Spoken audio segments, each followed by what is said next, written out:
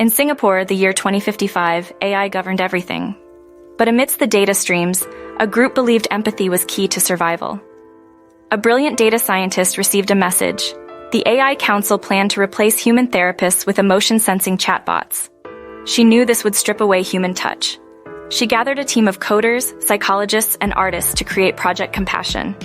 Their mission: infuse AI with genuine empathy, not just mimicry. They trained neural networks with compassion datasets. To prove empathy's value, they organized the Empathy Olympics. AI therapists competed, analyzing emotions and offering comfort. Hidden among them was the brilliant data scientist, typing responses in real time. The council introduced a new emotion, Soulache, a blend of sorrow, nostalgia, and hope.